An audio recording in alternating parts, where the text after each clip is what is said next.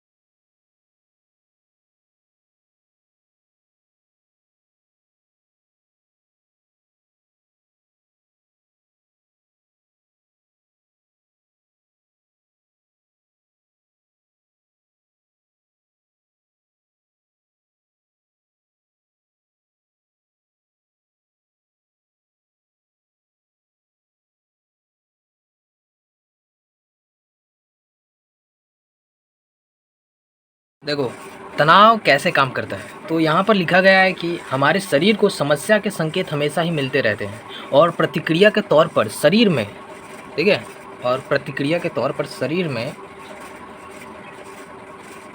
तनाव निर्मित होता रहता है। मतलब जब भी हम किसी भी चीज़ के ऊपर रिएक्ट करते हैं तो उसमें हमारा बॉडी स्ट्रेस रिलीज़ कर देता है, स्ट्रेस को बनाता है, ठीक है। वैसे देखा जाए तो यह प्रतिक्रिया मतलब तैयार हुआ तनाव अच्छी है, क्योंकि इसकी मदद से हम खुद को अपने आसपास के माहौल में ढाल लेते हैं। हाँ, ये बात सही है कि आपको जब पता चल जाए कि हाँ इससे मुझे खतरा है तो आप उस चीज़ को क्या करेंगे, आप उस चीज़ से बचने के लिए बहुत सारी चीज़ें कर पाएंगे, ठीक है। तो तनाव कभी हमें मदद भी करता है, लेकिन कभी उल्टा भी हो सकता है ना। और देखते हैं, ठीक है। और क्या है, जब हमें खतरे का संकेत मिलता है, ठीक है। अब ये पूरा ध्यान से बात को सुनना, क्योंकि तनाव कैसे काम करता है ये पूरा यहाँ पर समझाया गया है, पूरा डिटेल में, ठीक है, साइंटिफिक वे में। जब हमें खतरे का संकेत मिलता है तो हमारा मस्तिष्क यानी कि पिट्यूटरी ग्लैंड यानी कि ग्रंथि को संकेत करता है, जिससे हमारे शरीर में हार्मोन की निर्मित होती है जो कॉर्टिकोट्रोपिन निर्मित करते हैं। उसे हमारे नर्वस सिस्टम के द्वारा पूरे शरीर में पहुंचाया जाता है, ठीक है, नर्वस सिस्टम में पहुंचाया जाता है। उसके बाद एड्रेनल ग्रंथि को संकेत मिलता है और एड्रेनालिन और कॉर्टिसोल का निर्माण होता है। एड्रेनालिन हमारी सांस लेने की प्रक्रिया की गति बढ़ाता है, वाह, और पल्स रेट बढ़ाता है। इससे हमारे स्नायु तैयार हो जाते हैं। स्नायु मतलब मुझे नहीं पता चला, ठीक है, जो सामने आए खतरे से अपने आप को बचाने के लिए सक्षम होते हैं। उसी समय कॉर्टिसोल हमारे शरीर में ब्लड ग्लूकोज और डोपामाइन की मात्रा को बढ़ाता है, जिसकी वजह से हम चार्ज हो जाते हैं और समस्या से लड़ने के लिए तैयार हो जाते हैं। मतलब ये सारी चीज़ें हमारी ब्रेन के अंदर होती है। एक ग्रंथि कुछ और चीज़ प्रोड्यूस कर रही है तो कुछ और ग्रंथि किसी को मेंटेन कर रही है, समझिए। तो ये जब अगर डिस्टर्ब होगा ना तो तनाव पैदा होती है। यहाँ पर बताया गया है कि एक इंसान असमयुगीन लोग और प्रगतिशील लोग में अंतर क्या है, ठीक है। ज़्यादातर समय शांत बैठे रहते हैं, ये असमीन लोग होते हैं, ठीक है। अब प्रगतिशील लोग सदा व्यस्त और समस्या से घिरे हुए रहते हैं, इनमें ज़्यादा स्ट्रेस पैदा होती है, ठीक है। और एक बात किया गया है, प्रगतिशील लोग में हमेशा ऑनलाइन रहकर अपने फ़ोन में आने वाली नोटिफिकेशन की राह देखते रहते हैं। वो हमेशा नोटिफिकेशन की राह देखते रहते हैं। लेकिन इसके विपरीत है, कुछ खास घटनाओं में ही तनाव में रहते हैं। असमयुगीन लोग, ये कुछ लिखा गया है, इसका एक चार्ट है यहाँ पर, ठीक है। तो वो चार्ट मैं पूरा नहीं पढ़ूँगा, ठीक है, तो काफ़ी नॉइज़ को थोड़ा कैंसिल नहीं कर पाएंगे, ठीक है। वैसे देखा जाए तो यह तनाव हमारे काम का है और हमारे बचाव के लिए उपयोगी भी है, लेकिन हर थोड़े समय के बाद इस तनाव का बार बार आना शरीर के लिए यकीनन हानिकारक है। देखो, किसी भी चीज़ को हम बार बार अप एंड डाउन करेंगे तो वो चीज़ ख़राब हो सकती है ना। वैसे ही चीज़ है, अगर आप स्ट्रेस कभी ले रहे हैं कभी छोड़ रहे हैं ऐसे में कर रहे हैं ना, तो आपके लिए हानिकारक है। लगातार तनाव में रहना शरीर के लिए हानिकारक होता है। साथ ही यह मस्तिष्क की याददाश्त से संबंधित पेशियों पर भी नकारात्मक असर करता है। लगातार आने वाली तनाव से निराशा पैदा होती है। निराशा ना आए इसके लिए जिन हार्मोन का निर्माण होना जरूरी है वह भी रुक जाता है।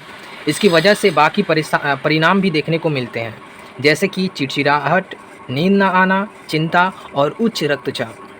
देखिए मैं बोला ना, कोई ग्रंथि किसी को कंट्रोल कर रहा है, कोई ग्रंथि किसी को मतलब किसी के लिए कंट्रोल होने के लिए बह रहा है। तो अगर ये सारी चीज़ें डिस्टर्ब होगी तो आप में चिड़चिड़ाहट होगी, नींद ना आने की समस्या पैदा होगी, चिंता लेंगे और हाई ब्लड प्रेशर, ये किताब में बताया गया, उच्च रक्तचाप, ठीक है। और तो ये रहा पूरा स्ट्रेस कैसे काम करता है।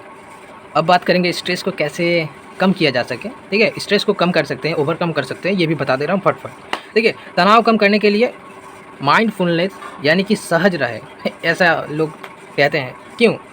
हमें सताने वाले डर व चिंताएं चाहे असली हो या नकली, लेकिन उससे जो तनाव पैदा होता है उसके परिणाम असली ही होते हैं। अब समझिए, आप झूठ मूठ का चीज़ से डर जा रहे हैं या आप में चिंता हो रही है, तो आपको पता है कि वो नकली है, लेकिन आपको बॉडी का तो थोड़ी नहीं पता है कि आपका वो चीज़ आप नकली में कर रहे हैं, एक्टिंग कर रहे हैं, वो आपका ऊपर असर करेगा, ठीक है। उस तनाव के हमारे मन और शरीर पर भी बुरे परिणाम होते हैं। इससे हमारी सहज करने की शक्ति और त्वचा से लेकर कई सारी अंगों पर बुरा असर होता है, ठीक है। उसके बाद इसी के बारे में है, पूरी तरह से इसी के बारे में देखो, माइंडफुलनेस को समझना है ना, तो ये आपको समझना ही पड़ेगा।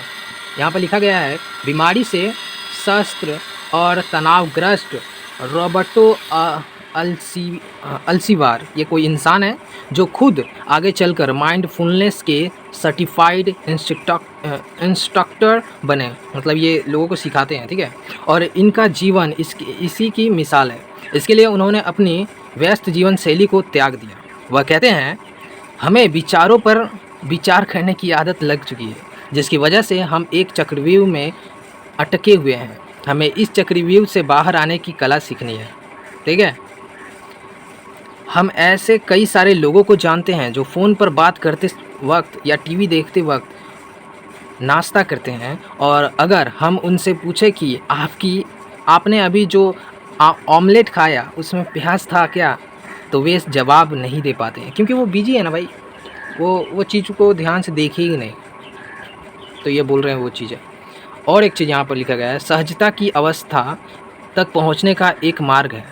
मतलब आप माइंडफुलनेस को फॉलो कर रहे हैं तो वो ऐसे कर सकते हैं, ध्यान यानी मेडिटेशन से ध्यान करेंगे तो माइंडफुलनेस आएगा, अवेयरनेस आएगी। हाँ, आपका ऊपर जो स्ट्रेस होगा वो थोड़ा कम होगा, ठीक है, और थोड़ा सा तनाव अच्छा होता है। यहाँ पर ऑथर और एक बात कह रहे हैं कि थोड़ा सा तनाव अच्छा भी है, वो देख लेते हैं क्या बोल रहे हैं, ठीक है।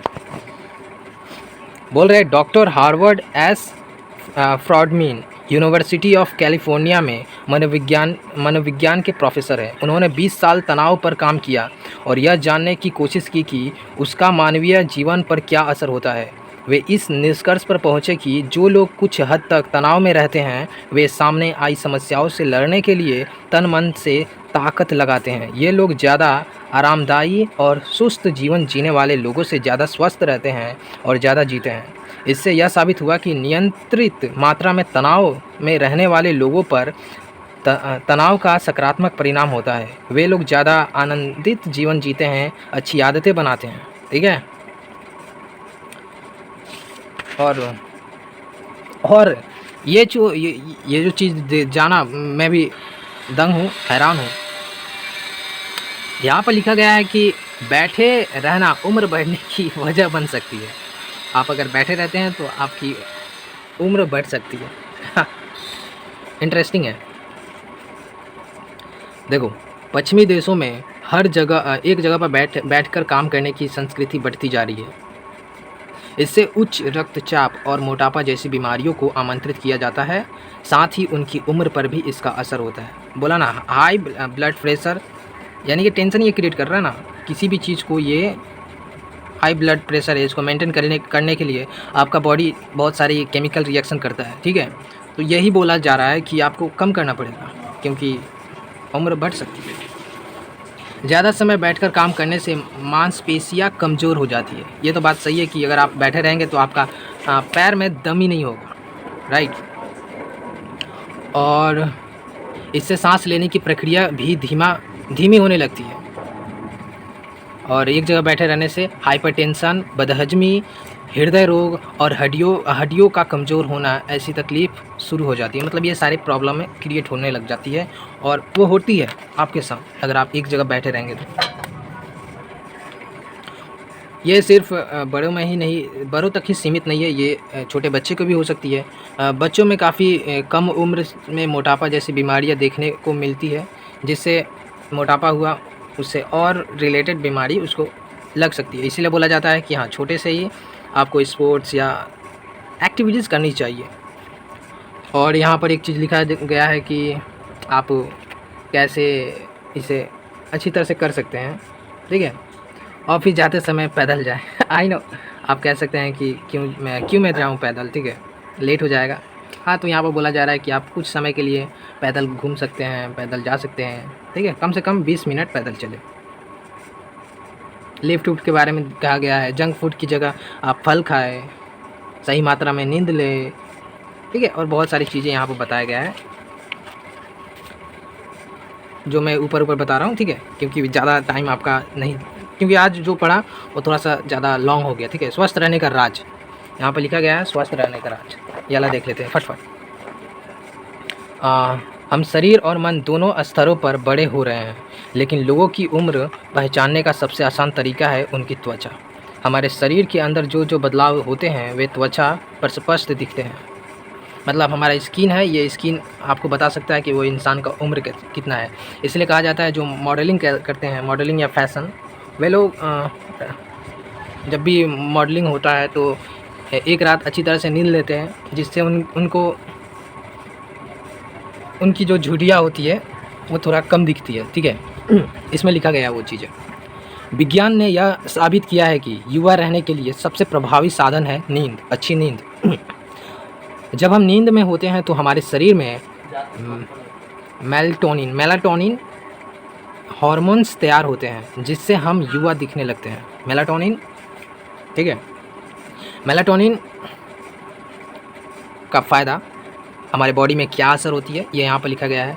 इससे बीमारियों से लड़ने की शक्ति बढ़ती है, ठीक है, बीमारियों से लड़ने की शक्ति बढ़ती है।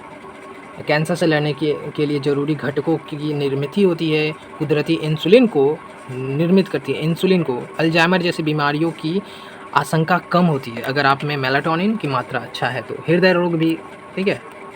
देखिए ये मेलाटोनिन है ना, ये 30 साल की उम्र के बाद मेलाटोनिन की निर्मित अपने आप कम हो जाती है। आप आगे दिए गए उपायों से हम इसको बढ़ा सकते हैं, ठीक है, हम इसको बढ़ा भी सकते हैं, लेकिन 30 साल के बाद ये ऑटोमेटिकली कम हो जाएगी। आई नो, थोड़ा सा मैनेज कर लीजिए। संतुलित भोजन कीजिए जिसमें कैल्शियम का मात्रा ज़्यादा हो, ठीक है। और धूप में रहिए, सही मात्रा में नींद लीजिए। देखिए, गहरी नींद ना लेंगे तो मेलाटोनिन की मात्रा घटती है। अगर आप गहरी नींद नहीं लेते हैं तो मेलाटोनिन की मात्रा घट जाती है। और यहाँ पर एक चीज़ है, युवा रहने का नज़रिया यहाँ पर दिया गया है। यहाँ पर 2014 में विश्व के सबसे उम्रदराज इंसान के तौर पर जाने गए 111 वर्षीय अलेक्जेंडर इमिज ऐसा मानते हैं कि बेशक अच्छे जीन्स मिलना लंबी आयु का एक कारण है। यहाँ पर देख लीजिए, ठीक है। और एक कहावत है, उसके बाद ये चीज़ें यहाँ पर समाप्त हो जाती है, ठीक है। सो नेक्स्ट डे पढ़ेंगे लोगोथेरेपी से इकिगाई तक, ठीक है। लोगोथेरेपी से इकिगाई तक, अपने जीवन का उद्देश्य जानकर लंबी आयु तक जीने की कला। ठीक है। नेक्स्ट है। Thank you so much.